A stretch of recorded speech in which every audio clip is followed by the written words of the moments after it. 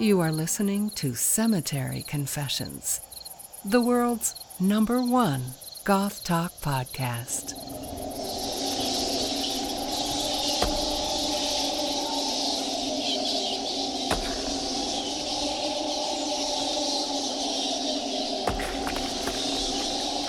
All right, hello and welcome back to Cemetery Confessions, the podcast that features new guests each episode discussing the sociocultural experience of goths and their identities.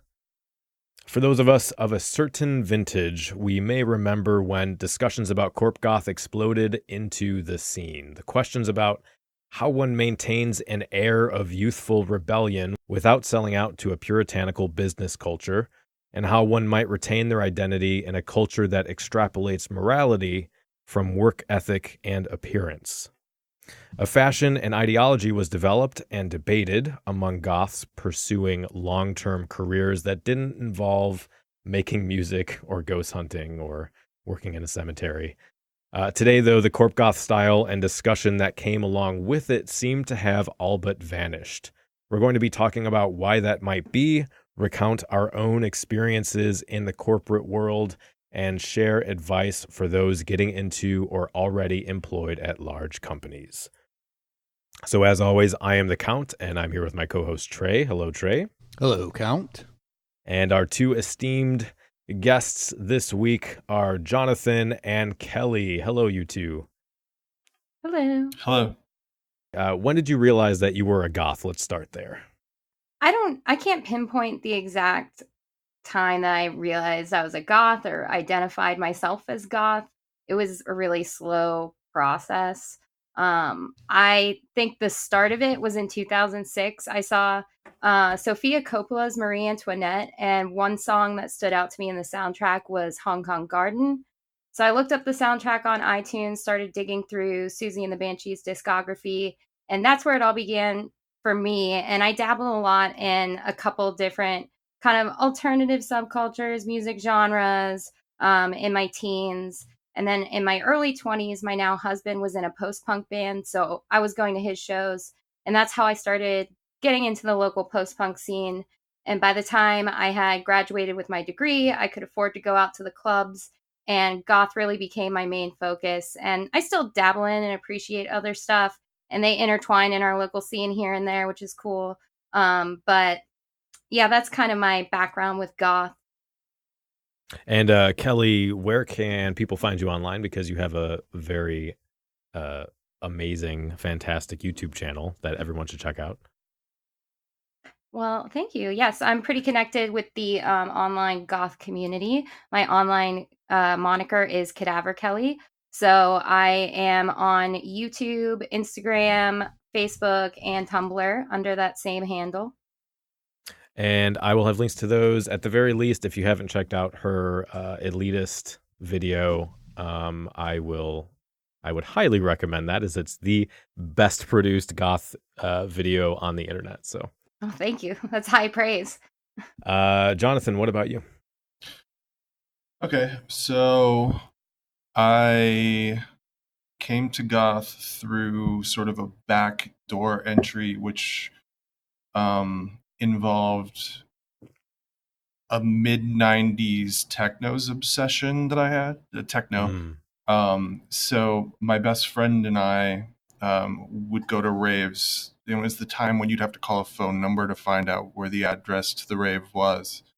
And you get the address and you'd go. And from there, I started getting into industrial.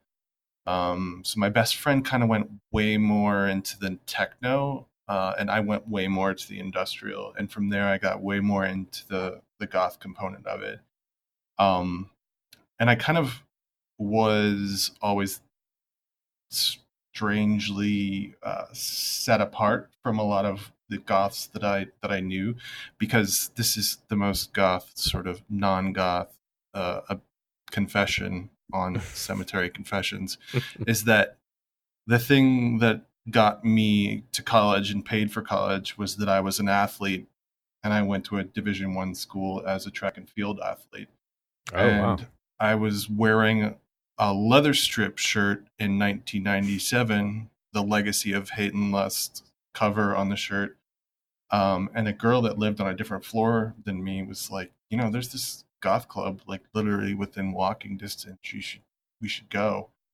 And that's kind of where it started for me. So for 5 years, every Monday night, I went to this little strip mall bar club in Cincinnati, Ohio, and found out about all these amazing bands and, legendary Pink Dots, just everything you can think of outside of the context that I thought I already knew about. And then ended up going from there. And I think, Count, when you bring up the context of the idea of like asking when you realize you were a goth, I think there's like a point where you realize you kind of were always goth, just didn't know how to identify it. And I think that's kind of become who I am with context of not only the environment with which I work, which is what we're discussing today, but also kind of day to day. So yeah, that's it. Just finding a rinky, terrible place that was literally called Cooters. Oh God. Yeah. But the amazing thing is you had kids coming up from Lexington, Kentucky that was 3 hours away to go to this night, because the only really legit goth night within like the Cincinnati, Ohio, Kentucky sort of region. So it was really cool. It was a really cool time. And it was a really cool time for that era of goth. And so I guess let people know where we can find your musical projects online as well. Currently, I have one project called Black Robes. It's been kind of on the back burner just because of work. I've started another black metal project based on this obsession I started to have about Cascadian black metal and then translating that into oceanic black metal. So just taking forest-based black metal and turning it into sea-based. But there's not really anything right now that I've published. So I'll let you know. Cool. So let's jump into talking about Corp Goth. That's what we're here to do. I thought a good place to start would just be with your just general chat about work history and what kind of jobs you started out with, how that led to your career, and the kind of struggles you had or didn't have early on trying to, because I started in the service industry. So I started working at like McDonald's and FedEx, and that's its own experience being an alternative person. But I'm interested to hear what your jobs were early on and how your appearance played into those. So as far as my professional background goes, I've been working in research and corporate roles for about 7 years now. I did work for the university I attended while I was in school. I was a social media research assistant. I graduated with a BSBA with dual concentrations in accounting and marketing in 2014. Wow. And entered right into the corporate workforce afterwards. I spent a couple years working in investment banking, then a couple years working in supply chain, and now I work in the tech industry and software project management. The field I'm in now kind of happened through a bit of accidental career exploration. I originally chose to work in accounting and business just because I was pretty good with money and numbers, but I found the world of software development really exciting after getting pulled into a few development projects as a tester in my second corporate job. And I've always kind of played around with code, mainly HTML, SQL, VBA, Java, and different data types like JSON and XML. But I didn't really want to be an engineer, so I took my business leadership experience coupled with my basic understanding of development and turned it into a career in functional software leadership. As far as my appearance goes, having to restrict my outward expression really bothered me when I first started into the corporate workforce, but that's really gotten much better with time. And I think there's a number of reasons for that. Now that I work in tech, it's a lot more laid back about that stuff than investment banking was. I still have to tone down my look from how I would present myself on my days off, but at least I don't have to wear clothes that I hate anymore. I also get to work from home pretty regularly now. So on average, I only have to dress for the office 3 days a week, which means I can do as I please. That sounds wonderful. Yeah, so I can kind of do what I want with my appearance more days than not. So that's huge. And, I worked in restaurant and retail jobs from ages 15 to 21. And for a lot of those jobs, I had to wear a uniform. So sometimes it helps to kind of think of my current work wardrobe as the coolest uniform I've had yet, rather than a completely authentic version of my style. Okay. Also, I just want to interject. There's this very cool thing that happens when two cultures you're involved with crossover. So like whenever I'm hanging out with goths and they start talking about really nerdy stuff or like really philosophical stuff, those two cultures collide. That's always my favorite. So I had a big grin on my face when you were talking about your programming experience and all that. Yeah, very cool. Tech nerds. Yeah. Jonathan, go ahead. One of the things to refer back to what I was saying earlier in terms of being a scholarship athlete in a Division I school, even though they literally own your body, is that every class you sign up for, you automatically get. So due to a knee injury, I had a free extra year of a scholarship, so for a 5th year. So I started signing up for master's classes before I could technically get them because I had already earned my undergrad degree. So I started taking master's classes. So I earned a master's in English and actually graduated with both, and then decided I was going to just be completely punk rock for 10 years and lived in a punk house, had bands playing in the basement every day. And one day I woke up, I guess it would be like 2003, and just said, I got tired, literally was walking my dog, and I got tired of the idea that I was walking over people sleeping on the living room floor. And that's where I decided to focus on a career where I could support myself, support my then girlfriend, and just kind of make a better life for ourselves. From there, I ended up working in retail, being a manager in stores and things like that. And then moving to New York and getting in on the ground floor with some things. And now I'm a director of operations overseeing a very large project work stream kind of thing that's global. And yeah, that's pretty much it. But I really value the time that I did spend living within the context of, that DIY community, and how that dovetails into goth as it stands. I spent a number of long weekends at crust punk houses. Some of them were like literally just squatting in a abandoned building. And I remember one weekend, the place I was at, the way they took a shower was to it was like this big kind of rubber bag, and just fill it with cold water and hang it on the ceiling. And it would just it had a little valve at the end that would just gently spray freezing cold water out. And it was in a closet with a concrete floor with no way for the water to drain. Go into a drain or anything. So there was just towels outside. And so after that experience, I was like, certainly a valuable experience, but not for me personally. I have a very close friend of mine that used to be a roommate. He's also a tattoo artist, and he's probably the angriest, grumpiest, smallest man that I know. But one of his things is that he doesn't respect anyone that didn't have a punk rock phase, no matter what.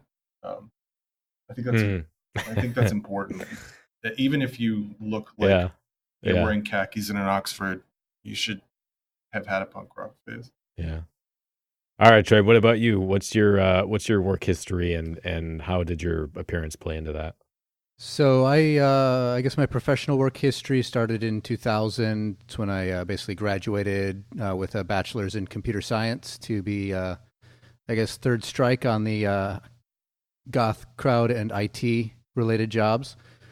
So I have been working primarily in IT support, help desk kind of jobs for the last 20 years roughly, because I started slightly before graduating, I was doing, like computer labs at the university, just being a lab attendant and support within that environment.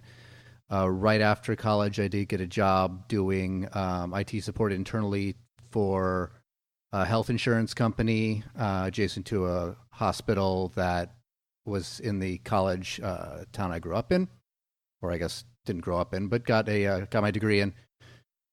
Did that for about a year, but that was my first corporate gig, so I really didn't grasp kind of how it worked, and I ended up losing that job, not for any sort of appearance related, just not being as aggressive, grabbing issues and taking care of things and helping other people, because I'd been used to issues coming to me as a lab monitor. So that was kind of my first harsh experience.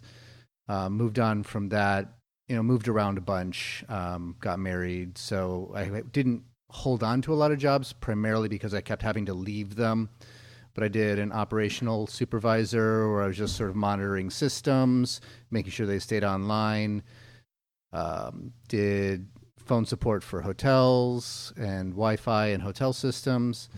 Did phone support for a voice over IP company. And now I'm working as a senior IT specialist in a staffing agency doing internal support. So it's kind of a rough synopsis of my work history. As far as how appearance and goth culture or subcultural membership affects that, for me, it's not necessarily been that difficult, just because, as I've mentioned in other episodes, I don't bundle a lot of my identity into my appearance. I like to be me, but I don't necessarily need to be to the nines in everything. So I do tend to dress relatively formally in, dark tones, and that's basically all it is. I don't really do much in the way of makeup. I don't do much in the way of jewelry when I'm out and about on a day-to-day basis. I will bump it up when I go out to clubs, but in general, I tend to be a fairly casual goth. The main things that are part of my appearance that are a little out of the norm that I've had to negotiate within a corporate environment was long hair and long nails. So that's been something I've been doing since college, and I've never had to do anything different with them, though in certain jobs, especially when you're doing that first going to the job interview, trying to get that job, I usually do cut my nails, just because that's a lot of questions you don't need to ask or have asked and have to answer on an interview, and they grow back just fine. And then I usually tie back my hair, because that is the quote-unquote professional way to act, and the professional look, the sort of formal polished look. So that's pretty much the only thing I do. And then as I work at a job longer and longer, I tend to literally let my hair down. So, I mean, that's pretty much it. Yeah, there's haven't been a whole lot of contention in that, though I have had some run-ins a little bit with HRs and other things like that, where they would request I look a certain way in some functions where I'm more customer facing or first impression type situations. Yeah, I started out, my first job was McDonald's, and I worked there for almost 10 years. I didn't initially have too many problems coming in with makeup and like eyeliner and nail polish and stuff, but after a while, I actually had some customers start to complain to my supervisor, and this was long before any sort of there were any sort of discrimination laws about being non-binary or gender fluid, and it wasn't even a thing that I knew that I was anyway, so that didn't really play into it. And it was basically like, you need to put your hair under your hat. I had it dyed at one point a few different colors. I had to undye my hair. I had to not wear nail polish. I had to wash makeup off. I remember a traumatic experience, a bad experience where they do inspections where corporate shows up and will look at your store, and they made me go in the bathroom and like wash off my eyeliner, and I remember having to keep coming back and forth because it was waterproof eyeliner. I couldn't get it all the way off. They're like, and they kept like basically demeaning me and telling me, saying rude things about my appearance, and I felt really shitty about myself. And eventually I got promoted a few times into like various manager positions, and I was in those roles. I was involved with going to training at Hamburger University and various other like regional corporate offices, and I always felt terrible because I felt like people were looking down on me. I didn't necessarily have anything other than my McDonald's uniform, but there was both the classist attitude when I would go to corporate situations where I could tell people were looking down on me as just this, this kid that worked at McDonald's, that, not a real job. And also because I had long hair, people also would give me, side glances and not take me seriously and that kind of thing. So it was a really shitty situation. I think I've mentioned this before, but by the end of it, I was almost every day taking breaks to go stand in the garbage corral and just cry because I felt so terrible. I felt like I was pretending to be a completely different person. And my sort of sense of self was, being forcibly taken from me. And that was a terrible feeling to have. And then my other job I worked at for any significant amount of time was at FedEx, which that was just unloading boxes. So there was no sort of, you just wore whatever you were comfortable sweating in, basically. That was more dealing with people that were just making terrible homophobic and sexist jokes all night. And then currently I work in an IT position, and I really like my job. I'm pretty lucky because the company I work for doesn't have any interaction with customers, so I can basically wear whatever I want as long as I think there's a couple of restrictions like no ripped clothing, that kind of thing. But otherwise I can wear whatever I want, and my current position is a senior training specialist. So all of the new hires and all of the like refresher courses and stuff I'm in charge. So I just have to remember not to wear any shirts about Satan on those days. And I'm pretty good as far as that's concerned. So that's a little bit about my work history. All right. So I did want to talk about, before we get into more of the sort of balancing identity kind of thing, it's, as dumb as it sounds, it's really useful to get, as dumb as it sounds in the context of a goth podcast, it's pretty useful to get like practical job advice as well, especially for people who aren't, maybe just out of college or going into college, that kind of thing. So I wanted to talk a little about job interviews, both as far as, what your experiences with them have been, what sort of advice you can give for people that are going to job interviews, and specifically alternative people going to job interviews, and how you kind of play that game to get the job, and then sort of... Oh, it's a game. Yeah. I work in a corporate capacity and have for 6 years. So when I first came into the interview, I was lucky that the person I was interviewing with is the SVP of one of the more vintage sides of the business, which is something that the oilier company is really kind of passionate about. So kind of wanted someone that looked like me. And by that, I mean, while I identify as goth, I also have a passion for vintage workwear, vintage denim, things like that. I'm also very, very heavily tattooed. My neck, my throat, my hands, my knuckles, both of my knuckles. So it's kind of like I can't, there's things that I literally can't hide, no matter how much I would want to. So when I went into that job interview, I was hypersensitive to that, and I did make an effort to dress fairly conservatively.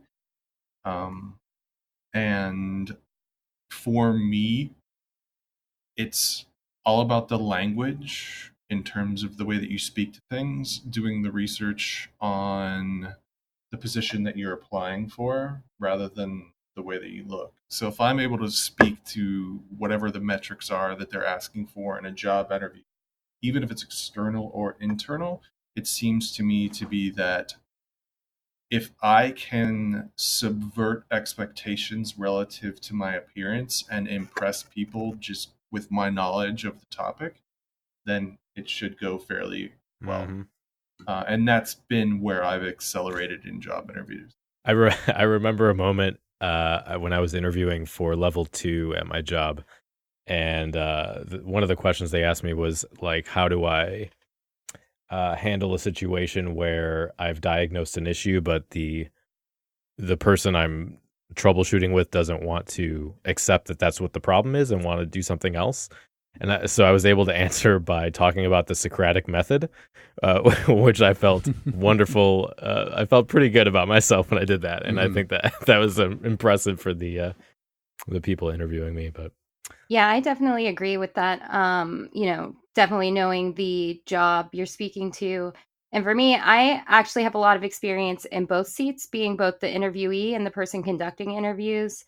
So I have a lot of advice that could apply to anyone, not just a goth, but obviously research the company you're applying to before you even take the first phone screening, because they will ask you what interests you in their company. So you want to make sure you can answer that question. You want to be familiar with the job description and make sure that you can explain why your skills and abilities are a good fit. Also, don't bring up salaries or benefits first. Wait for them to bring up salaries and benefits. Do not give your current salary in an interview, even if they ask. You could be undercutting yourself. Look up what the company typically offers for that position on Glassdoor. If it isn't available, look up what the average salary for that title is in your city or maybe a similar position. Anytime I'm asked what my current salary is in an interview, I just kind of give a sort of politician answer and say, it would take this amount for me to leave my current position. So if they say, what's your current salary? I'll say, well, it would take 100 goth points for me to leave my current position.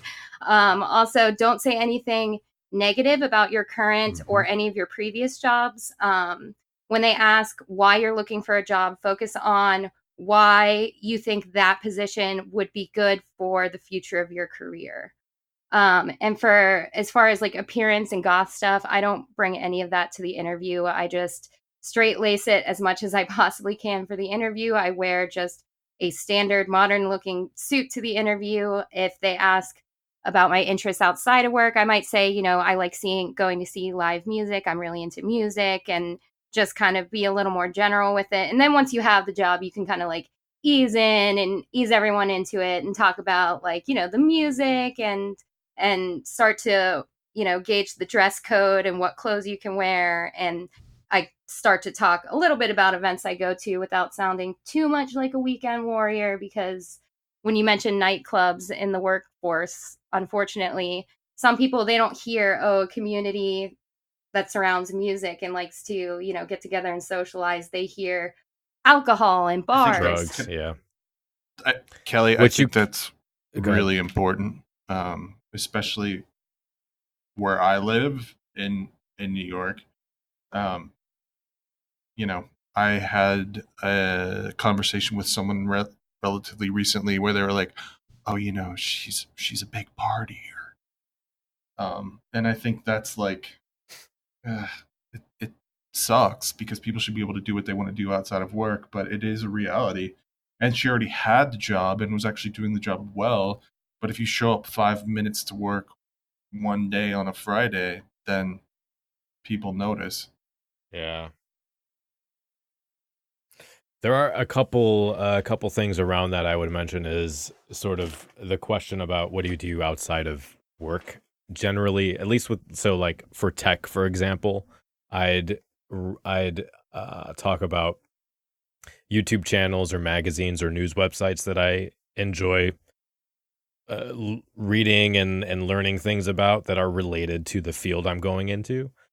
And then if, for example, you're looking for a new job in some kind of corporate environment, but you are like a club DJ or a, you know, I've used my podcast on applications before for the second job I currently have right now, and or even like people have done it with like having World of Warcraft guilds. It's all about how you frame it on your application, and if you can translate your experience within that thing to the sort of you know, company speak of the company values for work ethic and leadership ability, or, you know, customer service or running a team or whatever it is for whatever position you're going into. So you can leverage like non-traditional experience on your CV for those in the UK, and still be credible. Daniel, I've used, and that could be good, but I would. Oh, sorry. No, that's okay. I would just want to say I would caution. A lot of times, interviewers, like when we ask that question, what you do outside of work, we are trying to see if you're well-rounded. So make sure that it's not all like, if you're going for a tech job, it's not all like tech. All I do and all I think about is technology. And I think it's also a way for kind of an interviewer to gauge how genuine an interviewee is being, and whether this is someone that I could work with on a day-to-day basis. Would I enjoy working with this person? Yeah. I have used Guardian, Druid, Braid leading, and or main tanking as a conversation point in amazing interviews. Yeah, really, in my mind, how interviews have always gone, the advice for someone in an alternative subculture is not that greatly dissimilar from anybody going into interview. It's really about making sure you're presenting a vision of yourself that matches the job you're trying to enter. And the things that don't apply to the job, the things that don't have any bearing on the job, you want to downplay that, because that's just a distraction from what you're trying to basically sell in this interview. So you want to talk about, you know, as has already been mentioned, how you benefit the company, what they're looking for in the job, and how your skills and your history meet those needs and will benefit the company as best as possible.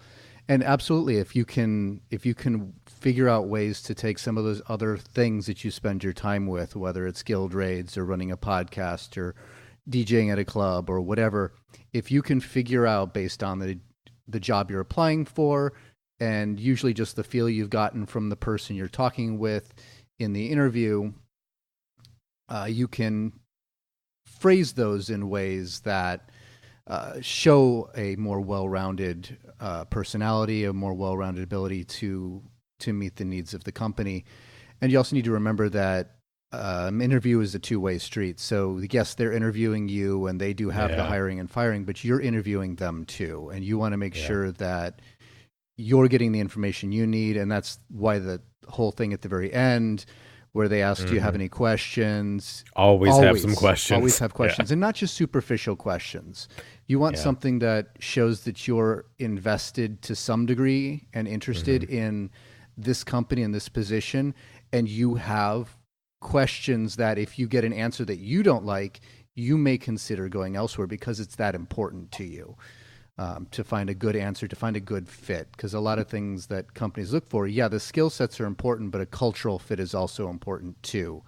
So understanding the culture of the company and what they're looking for in people from not just a skill set, but how you interact with others, how you present yourself, and all that is important, and does eventually feed into how much, once you've gotten the job, you can let whatever truth about yourself out and how much of that you can share. So part of a decision with joining a job, obviously if you're desperately needing a job, you can't be too picky. But if you are able to choose between a couple of options, one that lets you be more comfortable as yourself, or at least doesn't restrict you in ways that make you unhappy, is going to be a more successful job for both you as well as the employer. Yeah. Sure. I think you hit on something that I had been speaking with Account in a different thread, either through text, but the culture of the company and the way you are able to adapt to a culture and show you can play the part to an extent. Once you have the job, you can put on the costume, put on the mask, play the role. But then once you earn that credibility, you can start to let out more components of yourself. Yeah. And I think that's the biggest, that's what you have to do. Yeah, it's all about managing impressions. So if you jump in there hardcore with your first impression being your true self, all whatever you choose to do for presentation wise. Look, I'm just going to tell you right now, I like putting things on my butt. Yep, Anal play is really important to me, so I hope that's not a problem. And the thing is, you're hired. Well, it's probably just not pertinent to the job at all, so it shouldn't have a bearing at all. The person just won't stop thinking about that. Mm-hmm. And that might get you the job. That's what I want. Or it might not. Probably should, though. All right, so let's move on here and talk a little about identity, because that's one of the core tensions of the idea behind being a Corp Goth, like that term itself, is the difficulty of balancing an identity with getting a paycheck and having that apprehension of meeting a corporate expectation while still trying to live in your own skin and not feel like you're putting on a persona every day just to be able to feed yourself. So, how do you guys deal with, playing the game, presenting yourself a certain way, and still trying to retain individual identity? And how important is that? Like, at what point do you say this job isn't, and the stress is causing me isn't worth getting paid? I know that's highly personal, so it's going to depend. It's going to be different for everybody, but. Well, so I thought a lot about this question within the context of just sort of ideals and certain principles that I have. And I think that within the context of, I think for me personally, whatever mitigating circumstances contribute to me feeling personal discomfort, the voice that I have when the context of the council that I report to has the opportunity to do greater good for perhaps more people that are like me. And that boils down to the fact that I am a sort of a elder council member. I don't know what you call it. I'm on our diversity and inclusion council, and we had a meeting the other day, and it was I looked around the room and I was like, this is a very, very diverse group.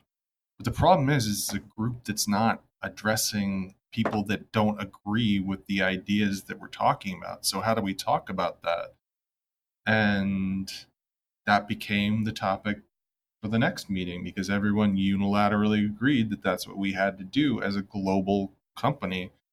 And it wasn't just about gender, LGBTQ.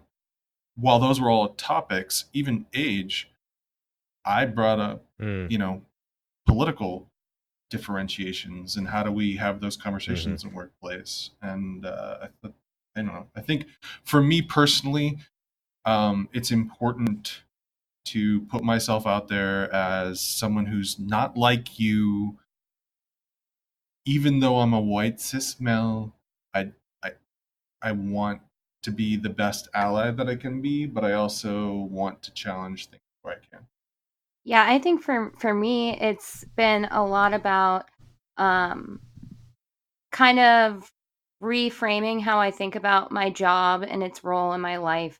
And I kind of mentioned earlier that when I started in my career, things like dress code and stuff like that really bothered me. And I felt I didn't know how to act in a corporate environment because, first job in the corporate world, I was still kind of getting comfortable with all of that. And now I'm to a point where I've framed my thinking to my job does not have to be my identity. It doesn't even have to be a large portion of my identity.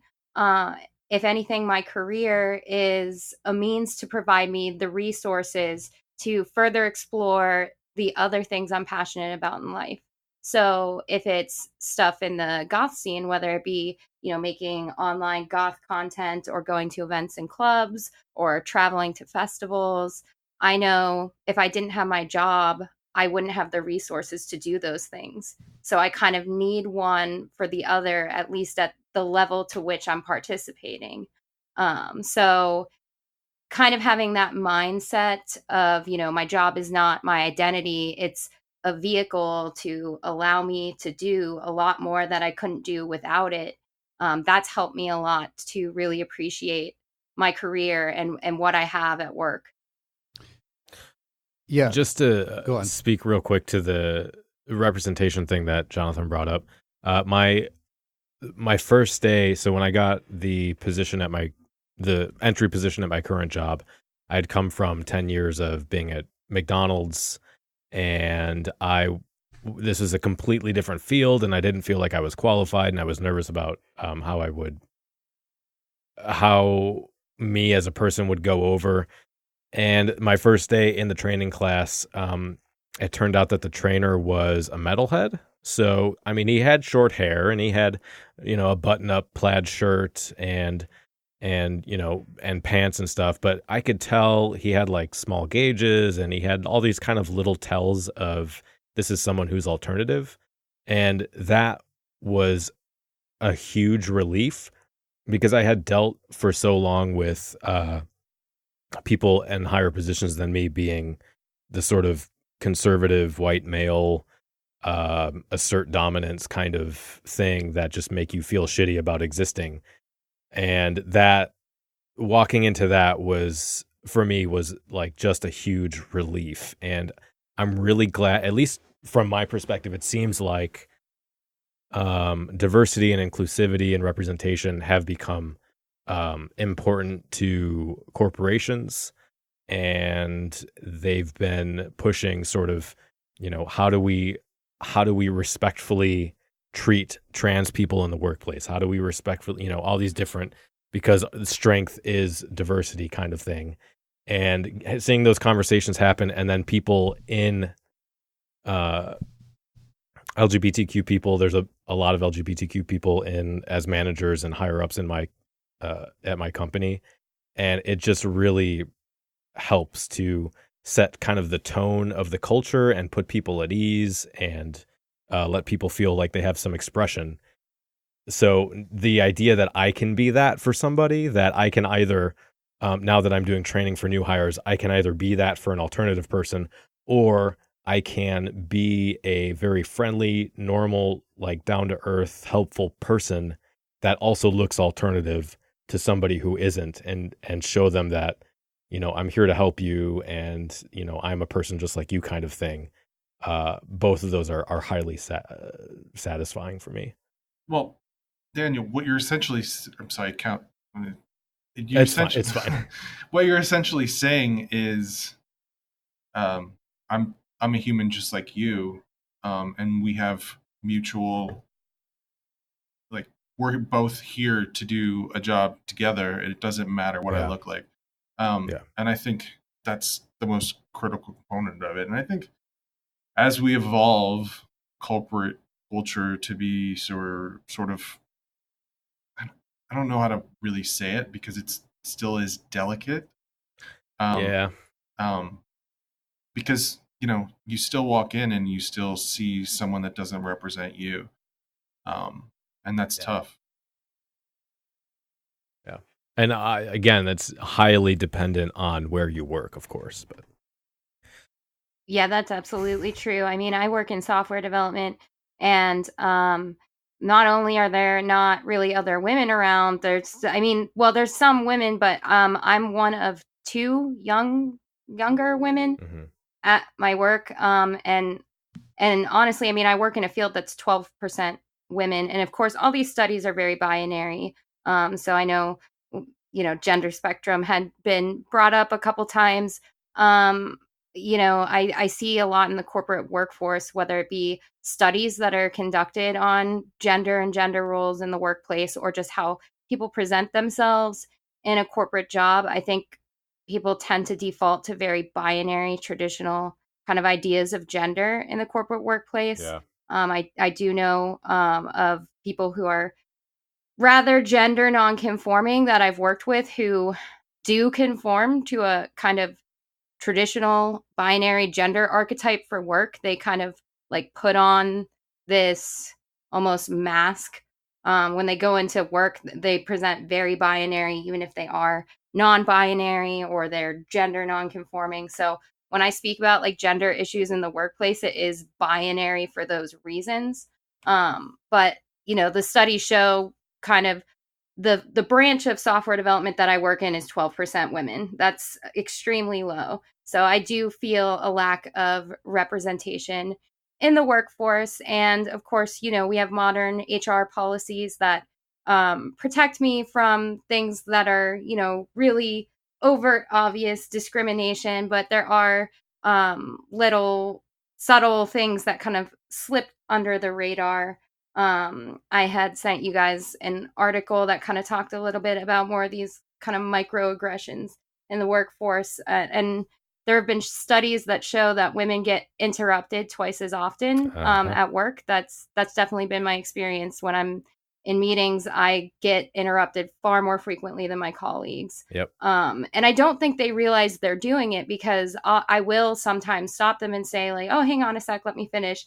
And they apologize. They almost seem like embarrassed about it. Like, I don't think they realize it's happening, but I do sometimes get asked, even though I'm in a position of leadership, my team still will ask me to do things like print documents or book conference rooms or set up calls. And those are the kinds of things that I think kind of happen when you're a woman, especially me being younger, in a heavily male-dominated field. So that kind of speaks to that. It really does depend on your field and your work environment and your work culture. It happens. Two things I've tried to do consistently at work when I'm doing training sessions or anything, because the same thing happens. A woman will start speaking, a guy will interrupt them. Is I'll say, sorry, Katrina, you were trying to say something. Go ahead. What were you saying? Or after a woman says something, I will sort of say, sort of affirm it, like, yes, that's a great idea, or that's a very good point, or whatever, because I do see that happen and people don't realize that they're doing it. But I think people do kind of get it once, I don't like acknowledge what that person said, and I go back to, you were trying to say something. People realize, oh, I was being a dick, kind of thing. And I think, there's some other stuff we can do. Like, we recently had Vanessa Sheridan come to my company. She works at the Center on Halsted in Chicago, which is a LGBTQIA plus community project thing. And she was talking about how, you can, when you address for like a department meeting, you can address people or y'all, or, because a lot of times just sort of general conversation in emails or in meetings is very gendered. She said that if you want to, in your email signature, you can put your pronouns in there. And these are just like non-confrontational things you can do that will help to normalize a more inclusive sort of environment, which I think is really important. Yeah, I think that's so important. And the reason for that, and I think, people stepping in and noticing these things and catching themselves doing that kind of stuff, is because these aren't the kinds of things that employees will go to HR over. I mean, no one wants to be the person who goes to HR. We all know kind of that, that does mean something to your career. When someone goes to HR, it is on the record. So there's all these little kind of microaggressions that do sometimes slip under the radar. And when they're caught and you kind of stop it in its tracks early on before it becomes normalized, that makes all the difference. Yes, yeah. I'm also a part of our diversity and inclusion committee, and some of the stuff we've done to kind of address some of that is set up an anonymous hotline that people can call. It's about ethics in general, but it will cover any of that. So you can report a general trend or a general thing to HR without necessarily exposing yourself as, someone who's running to HR to address an issue. We've also put together a number of surveys that we've given out directly addressing diversity and inclusion topics about, do you feel your voice is heard?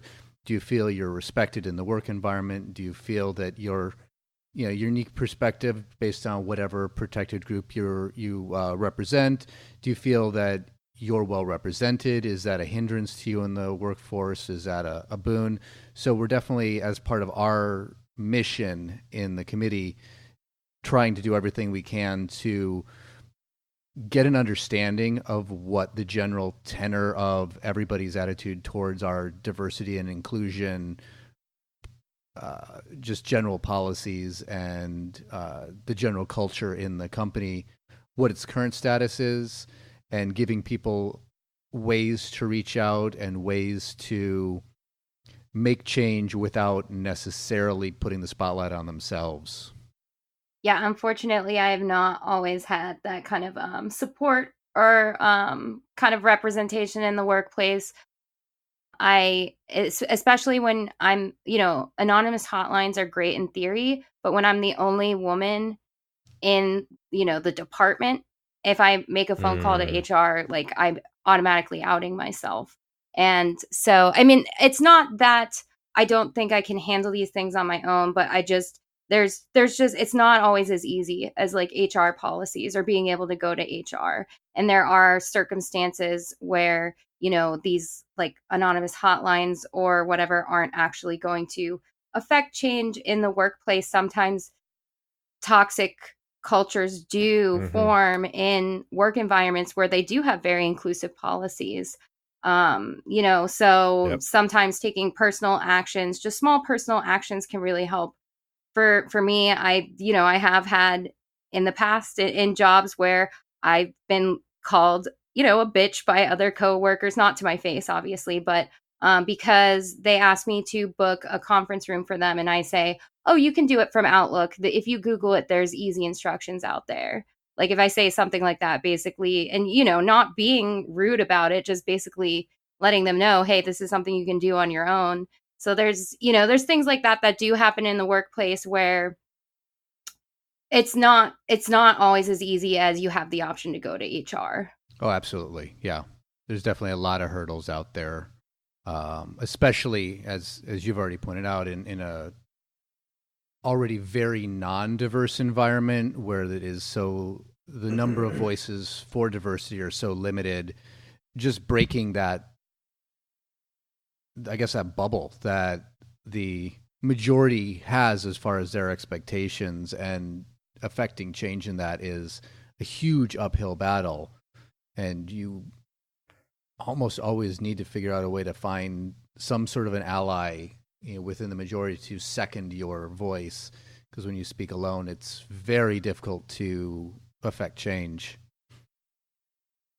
Yeah, we have a issue with mental health support at my job, where people who have chronic mental illnesses, whether it's depression or anxiety or whatever, sensory issues with sensory, whatever the word I'm looking for is. Basic autism spectrum. Yeah, they get reprimanded and fired at a higher rate, it seems, because there isn't really a system in place to. Whereas, like, we have a new mother like nursing room, which is fantastic, but we don't have the same support for someone who might be having a panic attack or might be having depression. There's obviously things in place, FMLA and stuff like that, but when it gets into, there's still this sort of underlying capitalist idealization of the worker always working and being as productive as possible. And when sort of personal issues interfere with that, your job isn't necessarily concerned about helping you figure those out or get to the places you need. That kind of falls on you. And if you don't take those responsibilities, if you don't take those steps yourself, it's kind of like, well, you don't have any protection. which is when you're dealing with something that is like severe anxiety or whatever it may be. It's incredibly difficult to take those steps on your own. So there's certainly a lot of areas in which the sort of American valuing of you as a worker and how much you can produce and earn for the corporate machine that comes into play. Yeah, which kind of brings us back to the idea of the concept of conformity within the subculture, the idea that you're a cog in the machine and are needing to fit into your little designated slot and not make too many waves, because the more waves, the more it potentially hinders efficiency and distracts the mission of the company. And to kind of spin us back to our topic. Oh, you have something to say, Jonathan? Yeah, I was going to say that as part of my diversity and inclusion thing, what we've been working on with my company is that we're trying to erase the stigma. And I think something you were talking about, Trey, relative to cog in the wheel, people never taking their vacation time, losing vacation time, not using your personal days. Personally, in my company, we have summer Fridays, so you can take 4 summer Fridays. But still, they added a idea that for every 5 years you've been with a company, you can take a 90-day sabbatical. Oh, that's amazing. So you can just decompress, do whatever you want. They don't care. You just have to give 30 days notice and tie up whatever you got to tie up. I think there is a lot of dialogue happening in the corporate world with the idea of kind of tap the well, as it was relative to talent. The people that you have, I mean, I don't know about you guys, but my interview process was, I think I had 6 or 7 interviews.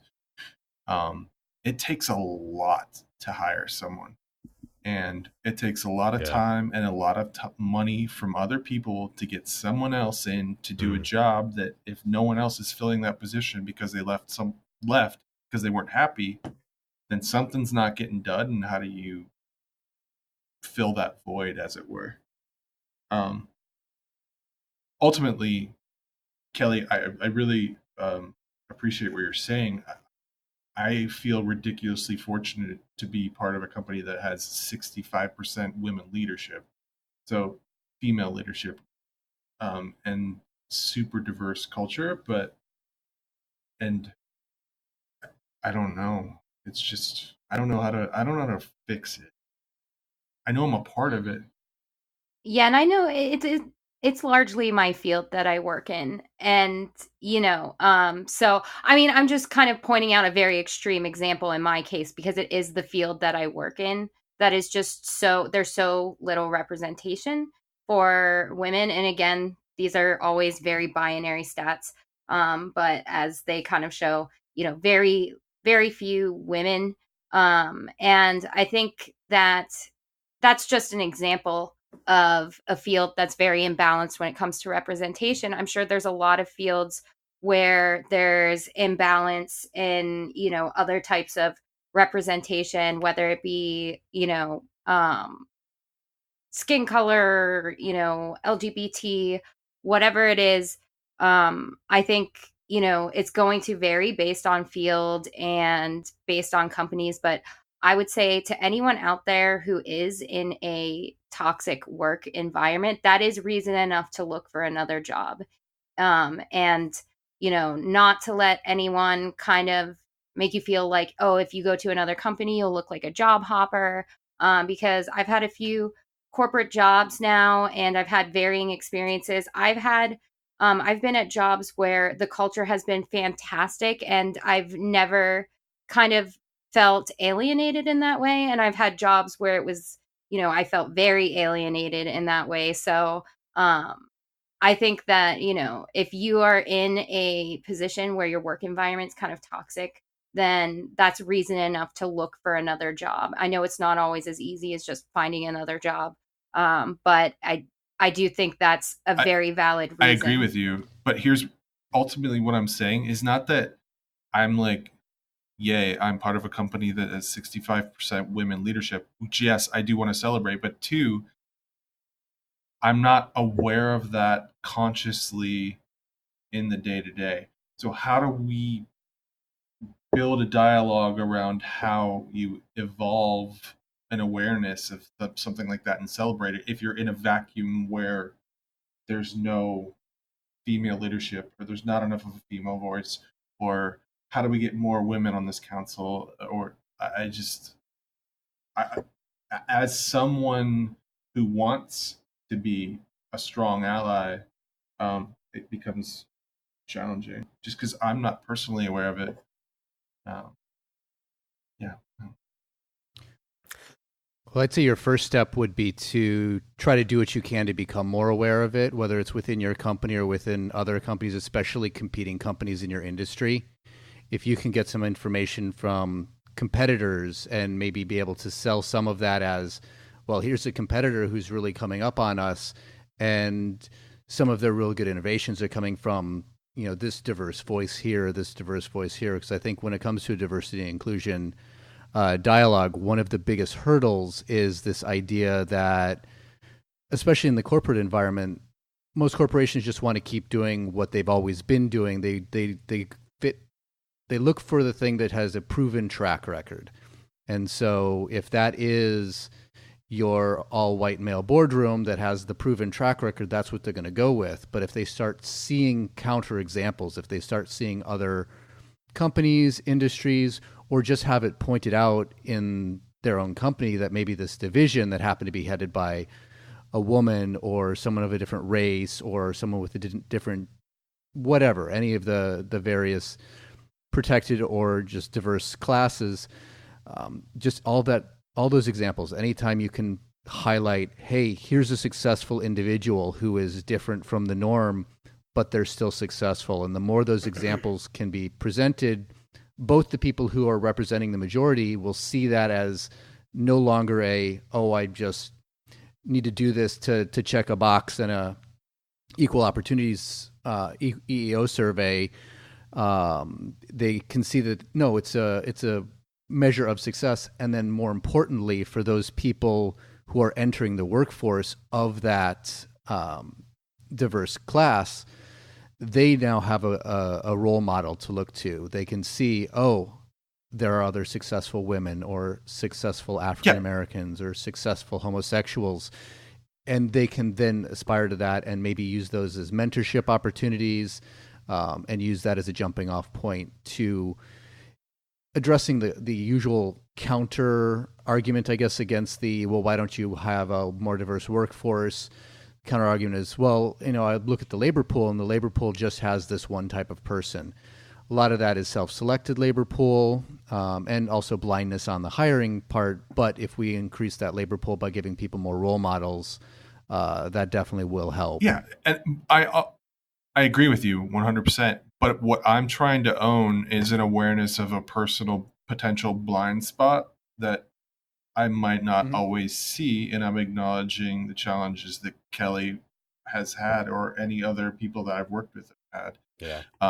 And I want to do what we can to sort of evolve the conversation to do that. And I'm going to own the fact that I want to be an ally to every single community within the concept of diversity, but I have to accept that sometimes I'm not seeing everything that might be endemic within the culture to be able to act upon it effectively and diplomatically, because it's not going to change if I just go in guns blazing.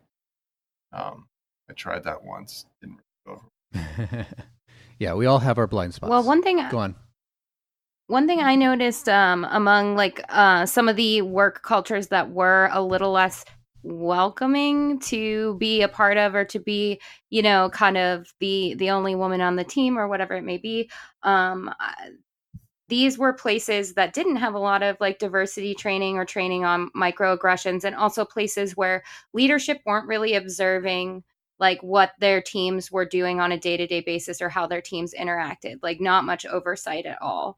Not that I think that, leaders should have to watch their teams or their employees, with a magnifying glass or anything like that. But I think spending, like, if leadership can spend some time, some, one-on-one time getting to know team dynamics, at this point I am in more of a position of leadership.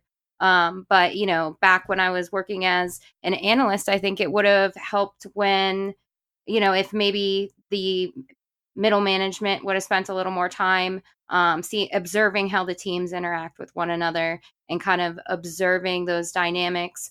I think it would have helped to have a little more diversity training within the workplace and a little more training on microaggressions and how it looks, because I know that I've taken this Skillsoft course at I don't know how many jobs now about sexual harassment in the workplace, and they always use these outrageous, almost Mad Men style examples of what sexual harassment looks like, of someone like rubbing a woman's shoulders and calling her a skirt or something like that. And that's not, they're not depicting realistic examples of what harassment actually looks like in the workplace.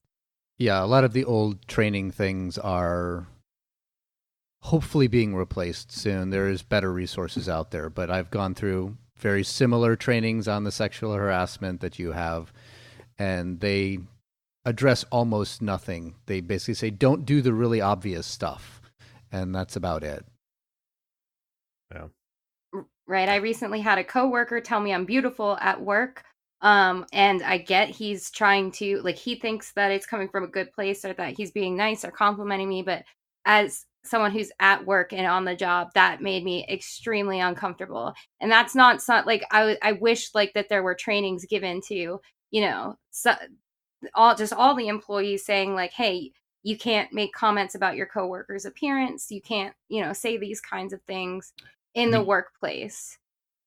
Yeah, we have to talk about context as well too, because like I had been having a pretty hard few weeks, and a male coworker came up when I was at work and kissed me on the head and gave me a hug. But we knew between the two of us, like based on past, our relationship, that was absolutely fine and actually very helpful. But if a coworker's having a hard time, you can't just go around kissing people on the head and giving them hugs. So there has to be a conversation rather than just, in this situation, do this, in that situation, do that. I mean, that can still be useful, but there has to be an ongoing conversation, not those yearly like flash videos that nobody really pays attention to. And Kelly, to your point, I've been like getting coffee and heard someone say something to another woman, and it wasn't me saying it, but someone saying a similar comment to someone else, and I've been like, how do I act on that? Can I act on that? I don't even, like, I was uncomfortable with the statement that was made to someone else, so I can only assume that they were also uncomfortable. Yeah, I would say that's a conversation. If you do witness something like that and you think maybe you should step in, obviously don't do it in that moment, and wait till you have time to kind of privately and very gently kind of bring up like, hey, what was that all about? Like with that person one-on-one, if you are going to bring it up at all, or, kind of you could bring it to the attention of someone like, hey, maybe you should kind of like observe how this person interacts with some of the other coworkers. I think there are steps that can be taken, just things like that, because I know there's when you don't have training saying like, hey, you can't make comments about your coworkers' appearance. I do hear these things like, oh, I can't even tell a woman that she looks beautiful without being accused of sexual harassment these days. Like, I do hear comments like that sometimes, or, people will say like, oh, this person's trying to compliment you. Why don't you take the compliment? And it's kind of hard to convey like, this is, he wouldn't be saying morning beautiful to the guys on the team, and it makes me feel like I'm being treated differently or not being viewed as a professional colleague in the same way. So it's kind of it's a difficult thing to navigate, and I don't think there's any one perfect solution, but I think a lot more could be done than what's being done right now. Yeah. I feel uncomfortable, respect my autonomy. That should be the end of the conversation. If you want it to be. James says that the solution is everyone gets a shock collar and a remote that works on everyone else. So, I don't know, James, but I agree. Well, I want to talk, before we wrap it up, I want to talk more meta sort of about goth itself, and this idea I brought up in the intro about Corp Goth becoming this popular talking point in the 2000s, where there was a lot of websites dedicated to Corp Goth and to the fashion and blog posts about how to survive as a goth in a corporate environment. And it was coming up in YouTube videos and like online conversations and that kind of thing. But in the last few years, I haven't really seen the term or the conversation happening at all. So I'm curious if that has also been your experience and why if we have any possible explanations for that and just sort of the ideals of goth itself, has that shifted or is there something else going on? So I have a theory on this, and I'm sure there's more than one reason, but the past 10 years is when the bulk of millennials entered the corporate workforce, myself included. We've seen the rise of these tech giants like Google, Amazon, and Uber, as well as startup companies being built from the ground up to become these overwhelmingly successful giants. And those had a huge influence on the corporate workplace in all sectors, not just technology. So I think it's more common for a corporate job to come with certain personal liberties like flexible schedules, less restrictive dress codes, more of a push for open-mindedness and innovation. And I've seen the corporate workforce evolve even since I joined the workforce. So I think originally the corporate goth thing was a way to kind of reconcile the two conflicting qualities of being both a goth and a corporate employee, whereas now I think it's easier to balance the two.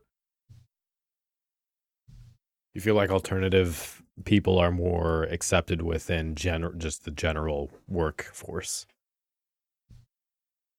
More so. I don't think you could walk into work in whiteface and a death hawk, but I think it's a little easier than it would have been, say, 10, 15 years ago.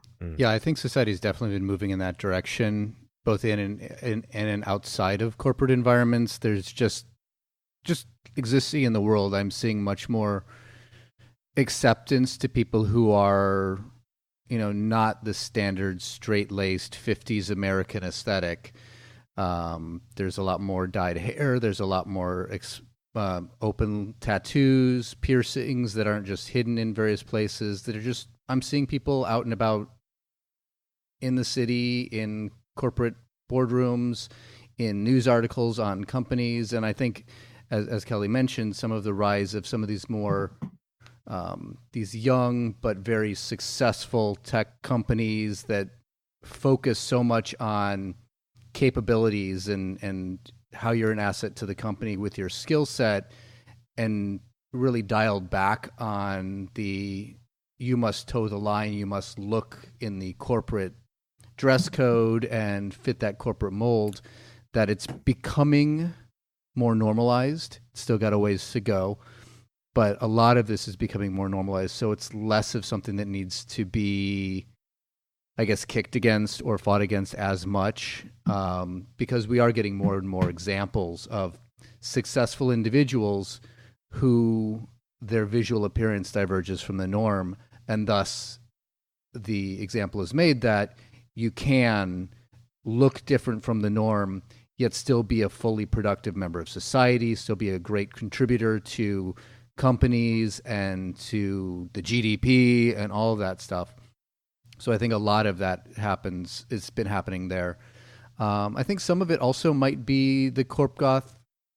This is just my opinion from the Corp Goth label in the 90s, where I first saw it when it was on all those lists of, what's your goth type, that kind of started in the 90s and did have its resurgence in the 2000s. But a lot of that I almost want to say was just because goth started in the late 70s and 80s as a youth subculture. Corp Goth was a way of saying, look, you can continue with this subcultural membership into your professional years. It's not just for kids. It's not, as you placed in your intro, necessarily a culture designed around youthful rebellion. Rebellion maybe, but the youthful part, I think the Corp Goth thing is sort of a counterexample to that, saying, hey, look, we can hold on to this aesthetic, this ideology through our entire lives. It's not something to do when you can go out to the clubs as a kid, but here I am in a professional environment, yet I'm still holding to these goth ideals, but changing them from an aesthetic point of view to fit the expectations of quote unquote adult society. And I think the 90s and 2000s was that first generation coming into that adulthood, yet still wanting to express themselves in that way and saying, no, look, we can still do that. And this is our aesthetic. This is how our aesthetic evolves. And this is an opportunity or an option for those who do want to continue in the subculture as you age. I think that's a great point, because the book I always go back to is called Aging and Youth Cultures, Music, Style, and Identity, which is a collection of a bunch of different articles about older subculturalists, whatever that may be, not just goth. And one of the recurring themes throughout those, sort of disparate ethnographic studies is that as you age within, so for straight edge, for example, I'll use that one. A lot of the interviewees reported that when they were younger, their form of resistance to, heterogeneity or homogeneity, however that may look for them, was all about their appearance, and that was core to their identity as someone who was straight edge. Whereas now that they are in their 40s and they have a house and they have kids and they have this, whatever job, they have sort of renegotiated how that ideology looks for them and how that resistance looks, whereas the appearance is not core to it, but maybe a behavior is, or conversation is, or something like that. So I'm interested to know if you think that that's something that goth has gone through, whether that's more of an individualistic thing, or if goth is less associated with being resistant to class dynamics necessarily, as there's have been more conversations about goth being more of a lifestyle and being more about X, Y, or Z, or if that's just purely related to individual situations. Do think you're right, and I'm going to use a very specific pop culture reference, which would be, there is a scene at the end of the film SLC Punk where Matthew Lillard's character realizes that he's going to do more good in accordance with his ideology as a punk by becoming a lawyer and have more of an opportunity to actually fight against what he was actually fighting against when he was living in his squat, etc. Beating up skinheads, all that stuff. I think that you're right. I think that there is a point in time where, as you, and I'm not going to say age, I'm going to say mature within subcultures in general, that you realize it's more about the ideas than the aesthetic. You still respect the aesthetic, but for me personally, the aesthetic just takes too much time. I don't have time. I'm getting up at 5 a.m., feeding 3 cats a dog, and getting on the subway and getting to work and dealing with Excel spreadsheets. And I do feel like I still am able to somehow on some level be more influential within that medium than I was when I was more aesthetically goth than an idealistic goth, if that makes sense. I think the important thing is is for people to recognize that neither is better than the other.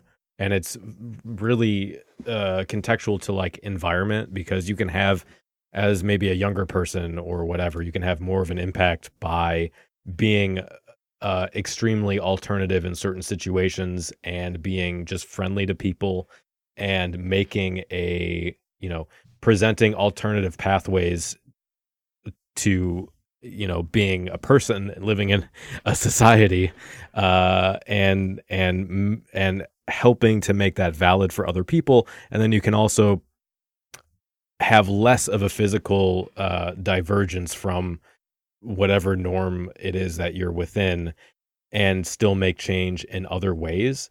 And I think it's important to recognize that those are both valid in different circumstances, because there tends to be this sort of, oh, you know what, they got a corporate job and they sold out now because they wear a suit and tie, or this young person is just ignorant of how the world really works because of insert whatever argument here.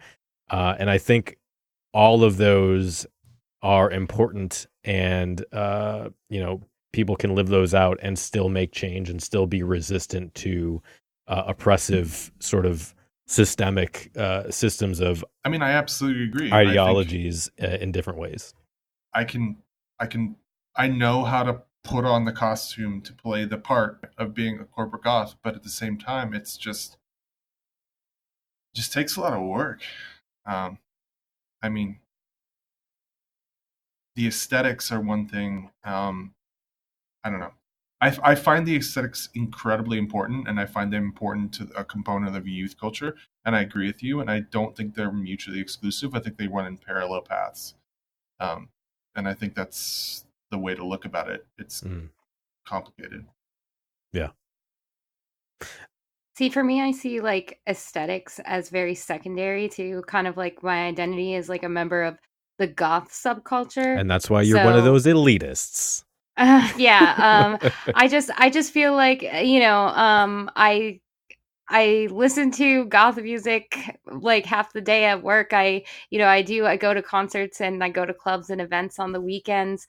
I, connect with the community online, and I'm talking to, goth friends on a daily basis. So I feel like very connected to my identity as a member of the goth subculture, even when I have to go to work, even if I have to, dress like I'm, walking out of a Land's End catalog. I still feel like very, very secure in that identity. So, and for the most part, I can kind of, as far as like aesthetic style goes, I can sneak that in at work. Not even be that sneaky about it, but like I was saying earlier, with the workplace kind of being a lot more lax these days, especially if you work in tech. Tech is pretty alternative friendly.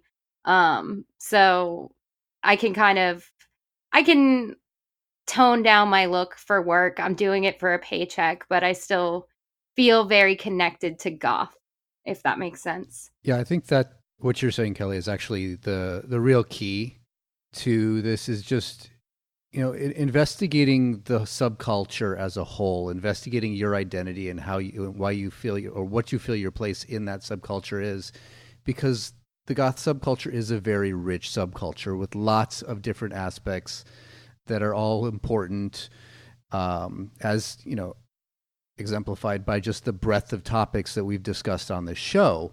Not just this one, but just on Cemetery Confessions as a whole. And we talk about all kinds of things. So there's a lot of aspects to the goth subculture that one can embrace and view as important as you grow within the subculture. And as you decide to spend more time in it, as you integrate it more in your life.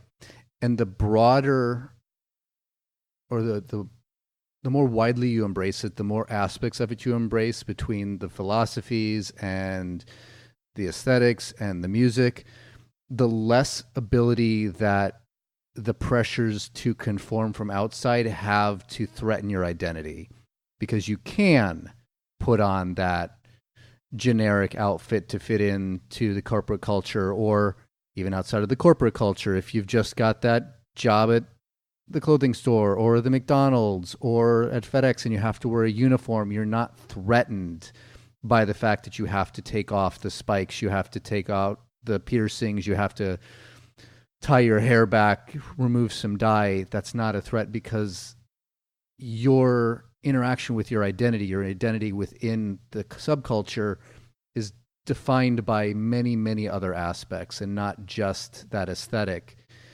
And so your identity is more protected. And I think that's an important part of growing within a subculture, is learning to embrace more aspects so you can help protect your identity and keep it no matter what the world throws at you. I think that's a fascinating... Well, I think about it all the time when I'm just walking around in New York and I see someone with a back patch, and I'm like, am I supposed to connect with that person? Like, you know, there's cultural signifiers and there's subcultural signifiers, and it used to be less, especially like when I was growing up within the scene in the mid to late 90s.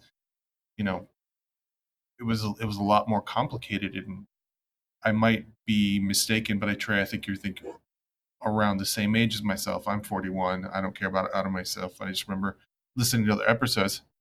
We are exactly and I the feel same like age. there's different signifiers, and I think that there's, you know, we're tribal as a species, so when we see people that are putting certain things out, then we think that we can associate with them. But I was watching a show with my wife last night where someone was wearing a leather jacket with back patches and pins, and they had no association to any of the subcultural identities associated with what that signifies. And those are the things from a sociocultural perspective that fascinating about the idea of subcultures in general. I think the sort of diversity and I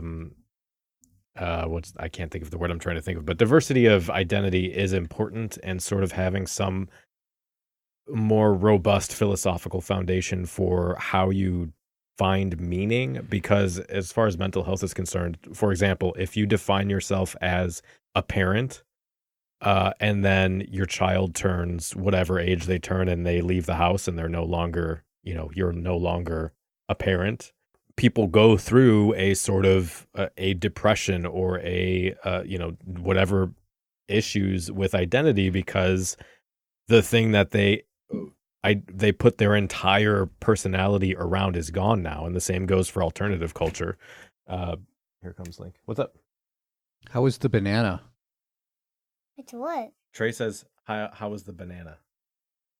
Wait, is he on there? Yeah, do you want to hear him? Yeah. Say hello, maybe he'll say hello. Hello, Link. How are you doing? Good. Good. How was your banana? Good. But why can I hear you? That just the blew magic my of mind. the internet. Ask your dad when he's off the podcast. He'll tell you all about the magic of the internet. Okay. You good? Yeah. All right. Enjoy your videos. I'll be done in a little bit. He said to tell me for you to tell me about the magic internet. The magic of the internet. I'll explain telecommunications at a later date. How about that? I'll talk to him later. Yeah, we'll put a pin in it. Well, later I'll come back and talk to him. All right, I'll see you in a few minutes. Speaking of Corp Goth, we can talk about the most annoying corporate put a pin on it, going forward, on the go forward. Yeah, that's what I said. You want to talk about like corporatisms? Jargon, Please yeah. advise. I actually do like moving forward, but other than... As per my previous email. Oh, dude, that's basically just a way of telling you to fuck off. Yeah, that's a passive-aggressive way of saying, you need to start reading my fucking emails. All right. Anything else you guys wanted to cover or bring up about Corp Goth or anything around work environments or any of that before we'll do the album review and close up? The only thing I would add is just balance. And count. We talked about this a little bit. I think I referenced it, but knowing when and how you have to play the game to be able to gain maximum leverage into yourself, to be able to be yourself. Yeah, for me, I'd say it's getting a better understanding of what your value is, both as an individual and as a member of your team at work, whatever your job is, whatever you're doing. Know your strengths, know your abilities, and play them up.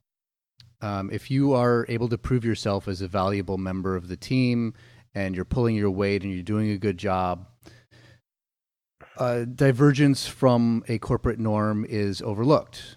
People are given much more liberty when they are viewed as a valuable member, which is kind of why you tone it down at the beginning. And then as you continue working and prove yourself with successes, then you can loosen up a little bit. And that's why I think that is sort of the general trend when you're starting a new job.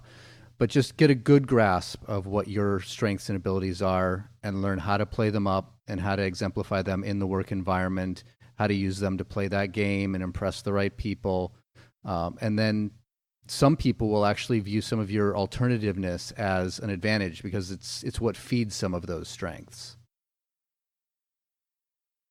Mm-hmm. I would agree with that. I would add on to that. If you can find a way to make your boss's life easier, they will give you a lot more leniency than they would otherwise.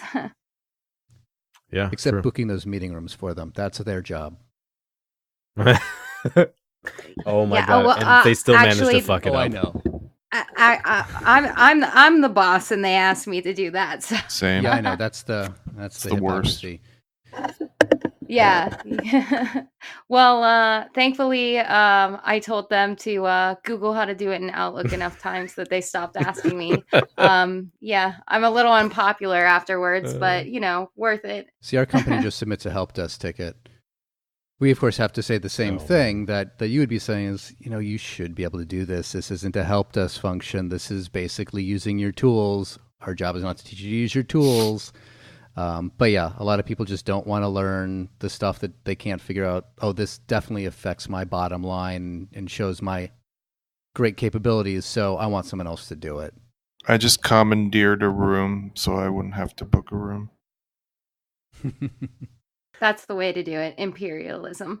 Yeah, I actually had that thought, but then I was tired of people or not being able to find a room.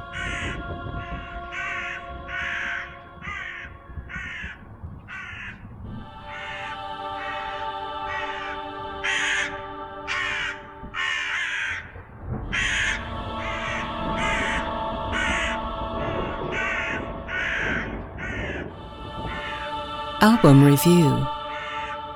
So this month we are reviewing the newest album from Hapax, and I'm just going to read their brief description of the album here. Quote, "The album is based on the dramatic idea that there is a hopeless gap between words and reality, and that each attempt to speak triggers a distressing conceptual catch. Language deconstruction unhinged the modern man from faith in words, conceived as an expression of the absolute truth. World coordinates become then unclear. We can either anchor in the past and look outside through the deforming lens of memory, or turn ourselves to the vision of a comforting but fictional eternity. This third release is a work about the impossibility to communicate, since communication is just an artifact of the so-called real, and still Monde keeps endlessly playing with the foolish illusion of its possibility." As if that description was made for this podcast. So I'm going to play the first song from the album, and that is titled Creature of Distance.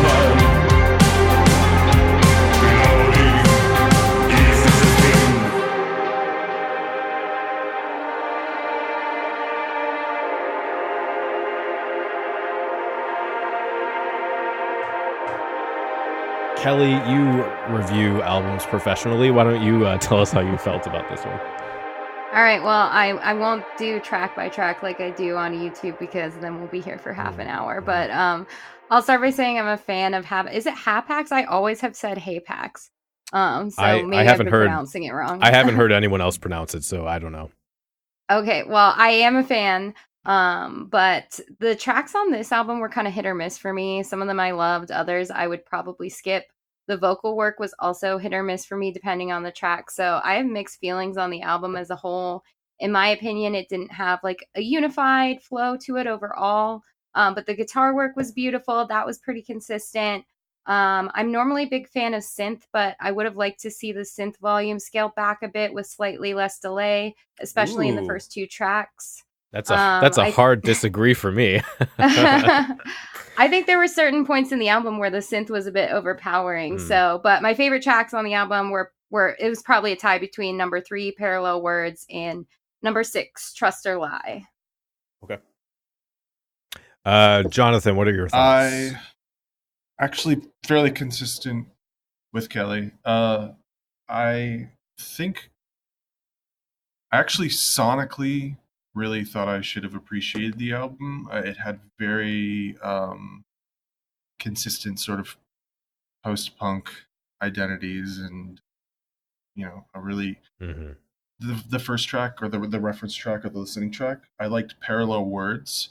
However, when I read their mission statement, they're talking about communication as a non sequitur or not important. It was like, why are you making music if communication isn't important? I think that the album, in context of what Kelly's saying, suffers from the mix. The vocals are far too down in the mix to be really know what they're saying. And I think it's interesting because they're an Italian band, right? Based on what I read, I think. Probably they are. They're an Italian band. I don't remember. And I wonder, within the mix of sort of communicating that or mixing that, it's a very sort of higher octave post-punk feel with a baritone vocal, and it just didn't resonate with me. I tried 4 times, and I think it was one of those records. If you ever listen to it, where you're like, I should like it, but I yeah. I've had that experience. I did, like Kelly said, appreciate the guitar work, and I actually really, really liked the synth work on that. I was actually really inspired by some of it. It just made me want different vocals. Cool. Well, I'm glad I get to disagree with you guys. I guess. Well, yeah. So as far as the language thing, I think semiosis and sort of, I think semiosis is central to sense making and meaning making, and language is part of semiosis and sort of how we construct and understand the world around us. So I feel like I was missing out a lot on what I don't know how this album was trying to explore those themes, because I didn't understand a lot of the lyrics. And now, well, I was just going to say they're not on the Bandcamp page, but they're literally only the first track. 2 of them. Okay, two of them. But you can't understand the vocals, not even because it's what he's saying. It's just they're super low in the mix. The production is off. Yeah. So I do feel like I was missing out on that, because I would like to know what they had to say about that kind of thing. That said, though, I think the album combines a lot of sounds that I really love. I think the melodies on the choruses are really, really good. And I think that's why I played the first track, because it kind of showcases that. I think once it gets to the chorus, it's just got this, it makes me feel good. There's some slow synth pop elements that I really like, which is why I like the synth, because I know I would agree it is certainly in the front of the mix, but for me, as someone who really likes 2000s synth pop, I really enjoyed that. And I think Shining Lover was a good example of that. There's a lot of post-punk guitar lines throughout the album, which you guys brought up. And the vocals I really enjoyed. I felt like it wasn't just the stereotypical deep goth rock vocal, because he had more of a nasal melodic tone to his voice, which I thought gave it a more of a unique flavor. I thought it had some similarities to Golden Apes, which is a band I really like. I do think that the album gets a little repetitive. They try to break that up later in the album with like track, I don't know what number it is, Sacred, which was more of a slow ballad type song. But I feel like if this album was any longer, it would really, really suffer, because it does start to get kind of repetitive, which it's difficult. I understand it's difficult within this genre to differentiate yourself in any meaningful way.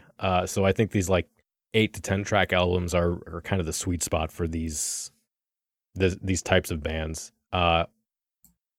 Yeah, so that's the gist of how I felt about it. Overall, like for me, I would give this a 4. I don't know if I could identify it any clearer than there was some synth pop melodies that related to songs I really like, and there were post-punk guitar lines that just kind of pluck at those heartstrings. So I really enjoyed the album personally. Cool. And Trey, I can say it made a very good background for this podcast, because I did listen to it twice in the background while we were talking, and it was an enjoyable piece of synth pop influenced goth rock sort of thing. Yeah. I did enjoy it. I did like sort of the middle section, that sort of slower section starting around, what was it?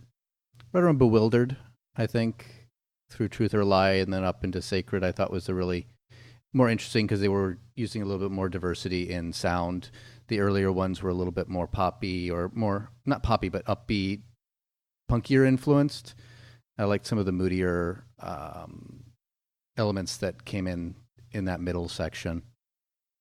But yeah, I thought it was a very enjoyable synth pop thing, but I did only listen to it as background music. I didn't get a chance to give it a good in-depth, right. Hey, I'm just focusing on this and listening to it with no other distractions. All right, well, let's jump into Sinister Suggestions. So you've got to be interested in death. It's the last great taboo. It's the only taboo left. Precisely. I mean, why is it, do you think, that everyone in here is dressed in black? It's a celebration of death. No, I just like the clothes. Yeah, well, no, I mean, the clothes look good. Yeah, I mean, death looks good. Charles Manson, yeah? No, he was cool.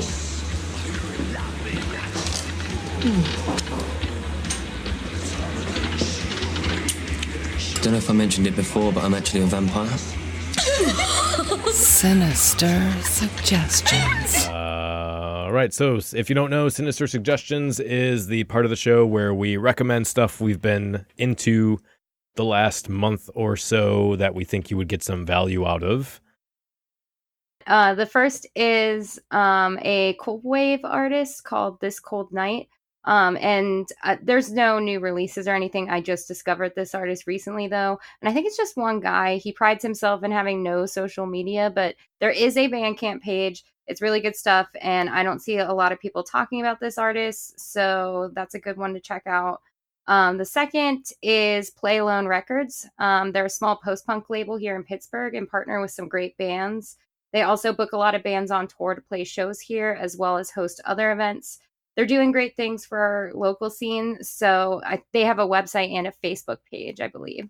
And then third, keeping on the theme of women in tech, I'd like to recommend Girls Who Code. They're a nonprofit that go in and provide free programming education to girls in middle school and high school, which is so important because less than 20% of computer science graduates are women, and that number is declining. So Girls Who Code are building the largest pipeline of women engineers in the United States and are branching out into Canada now as well. So that's it for my suggestions. Great. Cool. Jonathan? Sure. I'm going to suggest, because I'm a nerd, Luceria. I'm not sure if you guys are familiar with Jim's work, but Luceria is on Hospital Records, and he just came up with an EP called Three Knocks. It literally reminds me to listening to the first Quake soundtrack. Okay. It is atmospheric, ambient, but yet still melodic in a way, while using synths, samplers, and sort of real-time banging on tins and cans and stuff like that. It's great. I've been really enjoying it as background music, but the songs are pretty dark. I would really Confused and Ill by Shadows is the last track on that EP, and it's amazing. The next and last Sinister Suggestion that I have is going to be for a gentleman that I used to play a lot of shows with, who has an Italo disco sort of synth pop band called Tan, literally Tan. And his new record came out this past Friday, and it's amazing. So that's it. Awesome. What do you got, Trey? So I got a new band that I've just recently run across on another music review YouTube channel that I watch. Band's called Lingua Ignota. It's pretty much a one-woman act. It's oftentimes compared to Diamant de Galas, who is an artist I'm quite fond of. This artist deals with ideas of abuse, usually in relationship abuse, and concepts of vengeance and betrayal. Her earlier albums are a little bit more on the avant-garde, noise, industrial side, with the sort of noisier side of Diamant de Galas. She did just come out with a new album, Caligula, just like last week. It finally got released, and listening to it, it seems like she's introduced more classical elements, and there's a bit more of almost a Dead Can Dance meets Diamant de Galas feel, which is definitely pulling all of my levers. So I've really been enjoying it. I think it's a really, really good album, and she's going to be on tour coming up in September across most of the U.S., and I'm pretty sure she has a Chicago date, but plenty of other places for those of us who are, or those who are not in Chicagoland area.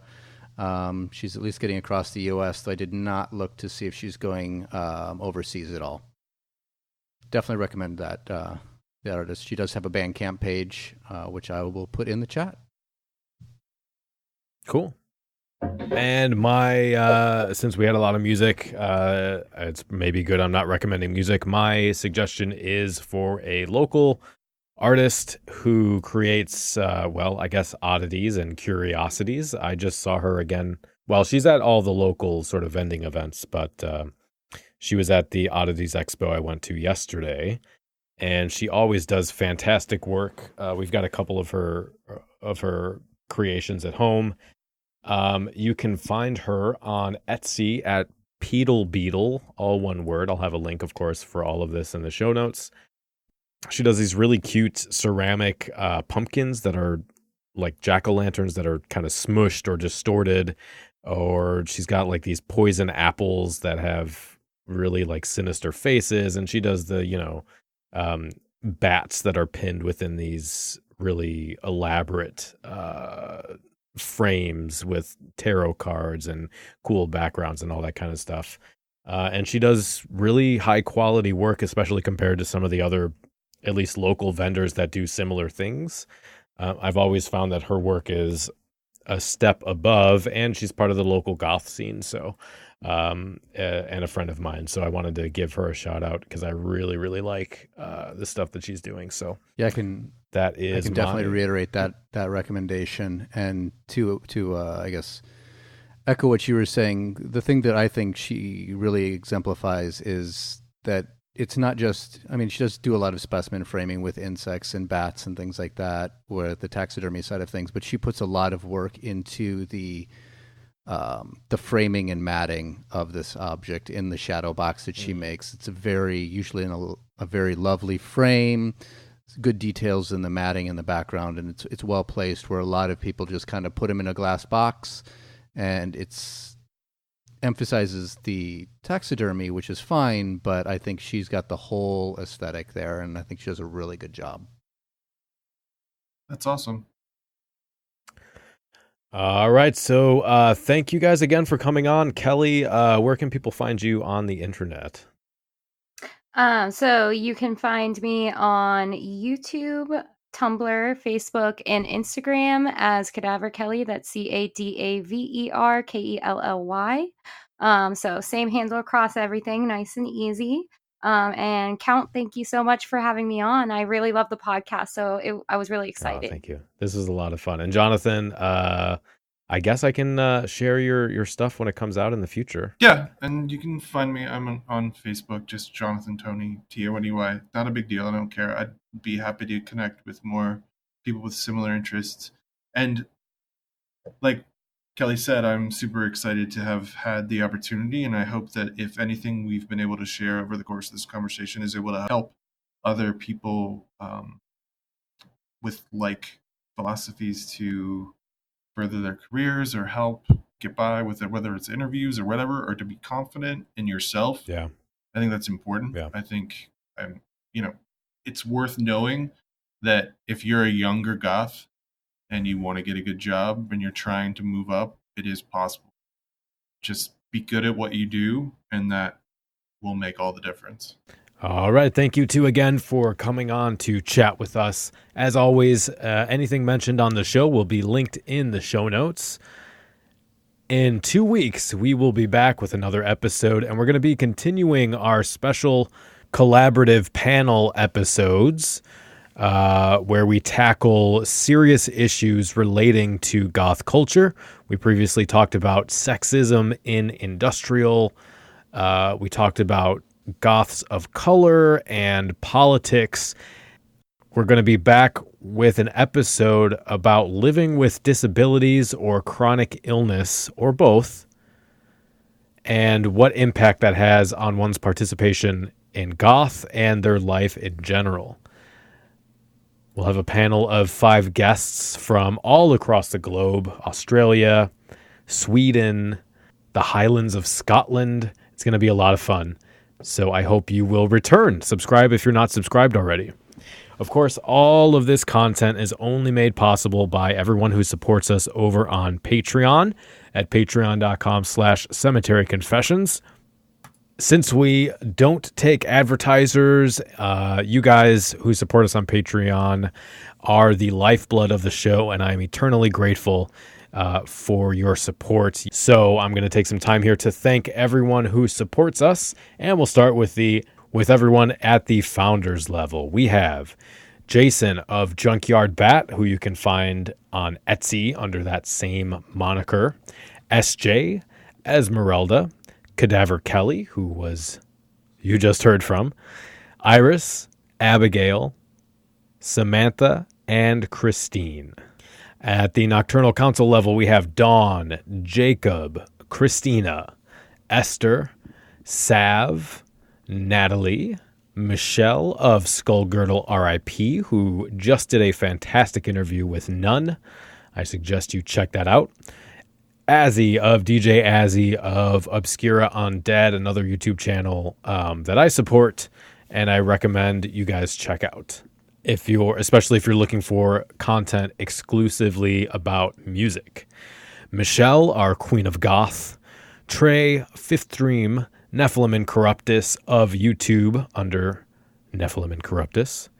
Eternal Winter, also on YouTube under that name. Stevie, Amy, Mike Mess, and William.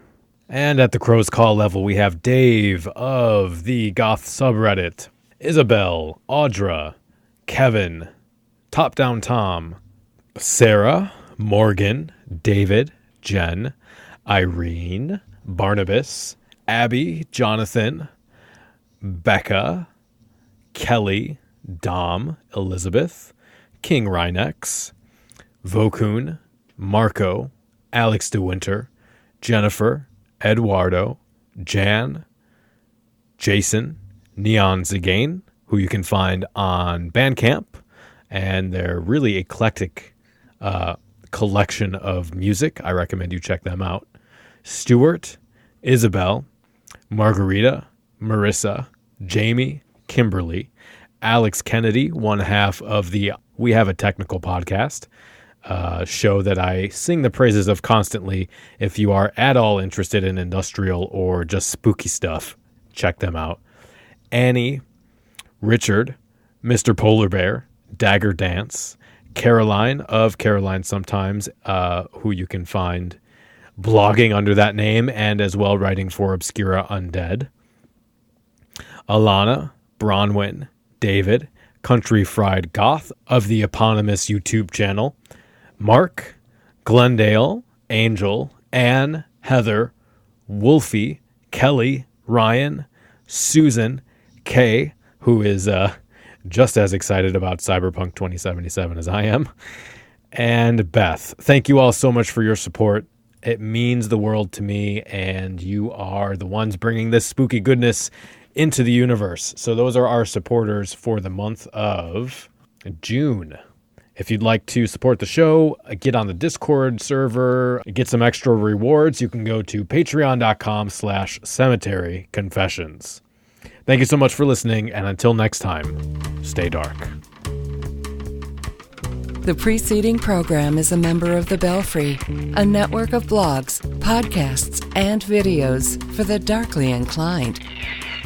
Go to thebelfry.rip for more information.